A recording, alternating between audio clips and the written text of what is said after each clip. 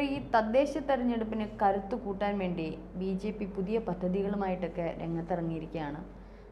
നമുക്കറിയാം അവരുടെ ഓരോ ഈ തെരഞ്ഞെടുപ്പിനും മുൻനിർത്തിക്കൊണ്ട് ഓരോ ഘട്ടവും വളരെ സൂക്ഷ്മതയോടുകൂടിയും വളരെ അച്ചടക്കത്തോടു കൂടിയാണ് ഓരോ കാര്യങ്ങൾ തീരുമാനിക്കുന്നത്. ഇപ്പം മിഷൻ 100 എന്നുള്ള പേരിലാണ് ഈ പരിപാടികളൊക്കെ സംഘടിപ്പിക്കുന്നത്. എന്താണ് ഈ മിഷൻ 100? BJP തദ്ദേശ തെരഞ്ഞെടുപ്പിനെ മുന്നിൽ കണ്ടുകൊണ്ടാണ് ഈ മിഷൻ 100 എന്നുള്ള പുതിയ ഒരു പദ്ധതിയുമായിട്ട് രംഗപ്രവേശം ചെയ്തിരിക്കുന്നത്. അത് തദ്ദേശ തെരഞ്ഞെടുപ്പിനെ മാത്രമല്ലാതെ ഉന്നം വയ്ക്കുന്നത്, തദ്ദേശ തെരഞ്ഞെടുപ്പ് കഴിഞ്ഞ് ഒരു 4 മാസം കഴിയുമ്പോൾ നിയമസഭാ തെരഞ്ഞെടുപ്പിലേക്ക് കടക്കും. ആ തെരഞ്ഞെടുപ്പ് കൂടിയാണ് ലക്ഷ്യം വയ്ക്കുന്നത്. കാരണം അത് പ്രധാന ലക്ഷ്യമാണ്. ആദ്യം താഴെത്തട്ടിൽ അധികാരം പിടിക്കുക, എന്നിട്ട് വേണം ആ പടി കയറി വന്ന് മുകളിലെത്തി അധികാരം പിടിക്കുക.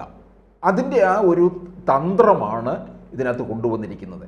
അത് വളരെ കൃത്യമായ, ഇത് ഫലവത്തായി കഴിഞ്ഞാൽ ഒരുപക്ഷെ മറ്റ് പാർട്ടിക്കാർ പോലും ഇത് അനുകരിക്കുന്ന ഒരു രീതിയായി മാറുമെന്നുള്ളതാണ്. ഇത് BJPയുടെ ഒരു മിഷനാണ്. ഇതിനകത്തൊരു വലിയ സംഘത്തിൻ്റെ എഫർട്ട് ഇതിനകത്ത് നിൽക്കുന്നുണ്ടെന്നുള്ളതാണ്. കാരണം പഞ്ചായത്തിൽ അധികാരം പിടിച്ചു വരണം.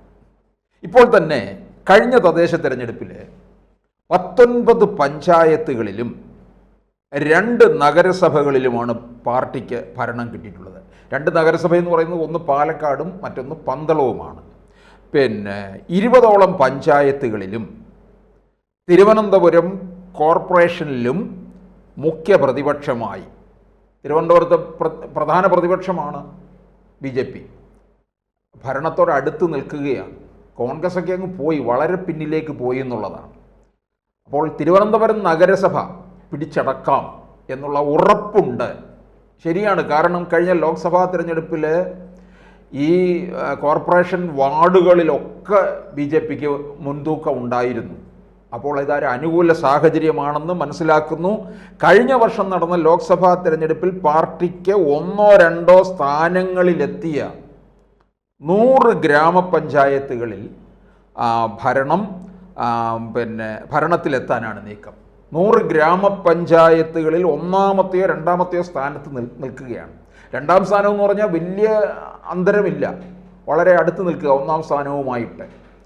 അപ്പോൾ 100 ഗ്രാമപഞ്ചായത്തുകൾ പിടിക്കാം. 300ഓളം പഞ്ചായത്തുകളിൽ പാർട്ടി വോട്ട് വിഹിതം ഗണ്യമായി ലോക്സഭാ തിരഞ്ഞെടുപ്പിൽ കൂടി. അത് പഞ്ചായത്ത് തിരഞ്ഞെടുപ്പിൽ വരുമ്പോൾ ഒന്നുകൂടെ കൂട്ടാൻ സാധിക്കും. അതൊന്ന്. പിന്നെ 100 ഗ്രാമപഞ്ചായത്തുകളിൽ ഭരണം പിടിക്കുകയാണ് ഇപ്പോഴത്തെ ലക്ഷ്യം. ഒപ്പം 10 നഗരസഭകളിൽ, 2 കോർപ്പറേഷനുകളിലും. 2 കോർപ്പറേഷൻ എന്ന് പറഞ്ഞാൽ ഒന്ന് തിരുവനന്തപുരം, മറ്റൊന്ന് തൃശ്ശൂരാണ്. കാരണം BJPയുടെ ഒരു പ്രധാന തട്ടകമായി തീർന്നിരിക്കുന്നതാണ്. കഴിഞ്ഞ ലോക്സഭാ തിരഞ്ഞെടുപ്പിലെ 7 നിയമസഭാ മണ്ഡലങ്ങളിൽ 6 BJP മുൻതൂക്കമാണ്. അവിടെ 70,000 വോട്ടിൻ്റെ ഭൂരിപക്ഷത്തിലാണ് സുരേഷ് ഗോപി അവിടെ നിന്ന് വിജയിച്ചിരിക്കുന്നത്.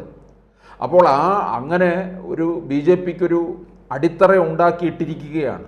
ആ അടിത്തറ അതുപയോഗിച്ചുകൊണ്ട് താഴെത്തട്ടിലേക്കും വന്ന് ഈ പഞ്ചായത്തും ഒക്കെ പിടിച്ചെടുക്കാൻ കഴിയും എന്നുള്ളതാണ്. പ്രത്യേകിച്ച് ഈ പഞ്ചായത്തുകളിലേക്ക് കൂടുതൽ കേന്ദ്രീകരിച്ച് പ്രവർത്തിക്കുന്നതിന് വേണ്ടിയിട്ട് ഇപ്പോൾ തന്നെ പാർട്ടി ചെയ്യുന്നത്, വരാൻ പോകുന്ന നിയമസഭാ തെരഞ്ഞെടുപ്പിൽ മത്സരിക്കേണ്ട സ്ഥാനാർത്ഥികളുടെ ഒരു പട്ടിക തന്നെ ഉണ്ടാക്കിയിട്ടുണ്ട്. അതായത് അത് ഔദ്യോഗികമായിട്ട് അങ്ങനെ പ്രഖ്യാപിച്ചിട്ടില്ല, അനൗദ്യോഗികമായിട്ട് ആ സ്ഥാനാർത്ഥികളെയൊക്കെ അറിയിച്ചിട്ടുണ്ട്. ആ മണ്ഡലം കേന്ദ്രീകരിച്ച് പ്രവർത്തിക്കണം. ഇപ്പോൾ ഉദാഹരണത്തിന് ഇപ്പോൾ ശോഭാ സുരേന്ദ്രന് കായംകുളത്ത് കൊടുത്തിരിക്കുന്നു. അപ്പോൾ ഈ പഞ്ചായത്ത് തിരഞ്ഞെടുപ്പിന് മുന്നേ തന്നെ ശോഭാ സുരേന്ദ്രൻ അവിടെ കേന്ദ്രീകരിച്ച് പ്രവർത്തിക്കണം. അപ്പോൾ എന്താണ്, ആ മണ്ഡലത്തിലുള്ള പഞ്ചായത്തുകളിലൊക്കെ തന്നെ ഈ സ്ഥാനാർത്ഥിക്ക് അവിടെ ചെല്ലാൻ കഴിയും. ചെന്ന് അവിടുത്തെ ജനങ്ങളുമായിട്ട് കൂടുതൽ സംവദിക്കുക, കൂടുതൽ അടുപ്പം സ്ഥാപിക്കുക. അതിനോടൊപ്പം തന്നെ അവരുടെ ആവശ്യം, പ്രാദേശികമായ ആവശ്യങ്ങൾ പലതാണ്. ആ ആവശ്യങ്ങൾ മനസ്സിലാക്കുക. ഈ ആവശ്യങ്ങളൊക്കെ മനസ്സിലാക്കി അതനുസരിച്ച് പിന്നീട് വരാൻ പോകുന്ന നിയമസഭാ തെരഞ്ഞെടുപ്പിലും പ്രവർത്തിക്കുക. അപ്പോൾ അത് കൂടുതൽ, അപ്പോൾ ജനങ്ങൾക്ക് അയ്യോ ഈ സ്ഥാനാർത്ഥിയെ ഇതിനു മുമ്പ് ഇവിടെ ഞാൻ കണ്ടിട്ടില്ലല്ലോ, ഒരു അപരിചിതത്വം ഉണ്ടാകത്തില്ല. അപ്പോൾ പരിചിതനായ ഒരു സ്ഥാനാർത്ഥിയായി മാറും. ഇതൊക്കെ ഒരു അനുകൂല ഘടകമായി തീരുകയും ചെയ്യും. പിന്നെ പാർട്ടി കാണുന്ന മറ്റൊരു കാര്യം, ഈ പഞ്ചായത്തുകളുണ്ട്, പിന്നെ മുനിസിപ്പാലിറ്റി ഉണ്ട്, കോർപ്പറേഷനുണ്ട്. ഇപ്പോൾ ഒരു കോർപ്പറേഷൻ്റെ സ്വഭാവവും അവിടുത്തെ ജനങ്ങളുടെ ജീവിത രീതിയുമല്ല ഒരു പഞ്ചായത്തിലുള്ളത്, വ്യത്യസ്തമാണ്. ഈ ഓരോ പഞ്ചായത്തുകൾക്കും പ്രകടന പത്രിക വേറെ ഓരോ തരത്തിൽ ഉണ്ടാക്കുക എന്ന് പറഞ്ഞു കഴിഞ്ഞാൽ ആ പഞ്ചായത്തിൻ്റെ ആവശ്യങ്ങൾ എന്താണ് എന്ന് മനസ്സിലാക്കിക്കൊണ്ട് അവരുടെ ഭൂമിശാസ്ത്രത്തിന് അനുസരിച്ച്, ഇപ്പോൾ വയനാട്ടിലെ ഒരു പഞ്ചായത്തിൻ്റെ ആവശ്യമല്ല ഇവിടെ തിരുവനന്തപുരം നഗരത്തിനോട് ചേർന്ന് കിടക്കുന്ന ഒരു പഞ്ചായത്തിൻ്റെ ആവശ്യം എന്ന് പറയുന്നത് വളരെ വ്യത്യസ്തമാണ്. ഇപ്പോൾ മലയോര മേഖലകളിലെ ആവശ്യം എന്ന് പറയുന്നത് അവർക്ക് കൃഷി സംരക്ഷണം ആവശ്യമാണ്, അവരുടെ ജീവന് സംരക്ഷണം ആവശ്യമാണ്. പ്രത്യേകിച്ച് വന്യമൃഗങ്ങളിൽ നിന്നൊക്കെ വലിയ ഭീഷണി നേരിട്ടുകൊണ്ടിരിക്കുകയാണ്. പിന്നെ ആ ഓരോരോ പ്രദേശത്തുള്ള സ്കൂളുകളുടെ സൗകര്യം, ചിലപ്പോൾ വളരെ ദൂരെ പോയി പഠിക്കേണ്ടി വരുന്ന കുട്ടികളുണ്ട്.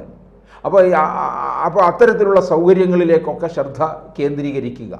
പിന്നെ പല പഞ്ചായത്തുകളിലും ഉൾനാടൻ ഗ്രാമങ്ങളിലൊക്കെ പലതരത്തിലുള്ള ടൂറിസ്റ്റ് കേന്ദ്രങ്ങളുണ്ട്.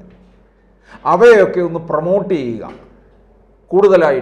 കൂടുതൽ പഞ്ചായത്ത് തലത്തിൽ തന്നെ അതിന് കൂടുതൽ സംരക്ഷണമൊക്കെ കൊടുത്ത് അതിനെ വളർത്തിക്കൊണ്ട് വന്നു കഴിഞ്ഞാൽ കൂടുതൽ ടൂറിസ്റ്റുകളെ അങ്ങോട്ടേക്ക് കൊണ്ടുവരാൻ കഴിയും.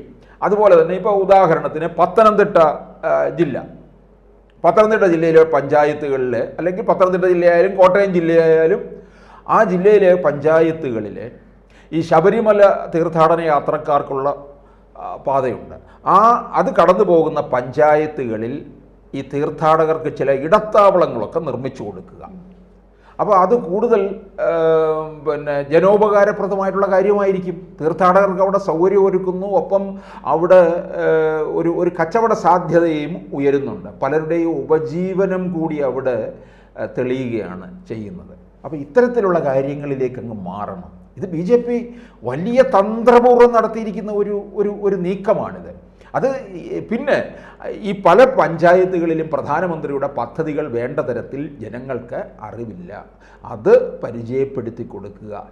ഇപ്പോൾ ആവാസ് യോജന എന്താണ്, പിന്നെ വീട് വയ്ക്കുന്നതിന് സബ്സിഡിയോടുകൂടിയ ലോൺ സൗകര്യം, പിന്നെ അതുപോലെ ഈ കാർഷിക ലോണ്, ഇങ്ങനെ നിരവധി കാര്യങ്ങളുണ്ട്. വായ്പ തന്നെ പലതരത്തിലുണ്ട്. ഇതൊക്കെ ജനങ്ങൾക്ക് മനസ്സിലാക്കി കൊടുക്കുന്ന പദ്ധതികളും ഒക്കെ ഇതിൽ വരുന്നുണ്ട്. പാർട്ടി കേന്ദ്രങ്ങൾ സേവാ കേന്ദ്രങ്ങളായി മാറുകയും ചെയ്യുന്നു എന്നുള്ളതാണ്. അപ്പോൾ ഈ BJPയുടെ ഈ മിഷൻ ഒരു വലിയ വിജയത്തിലേക്ക് മാറും.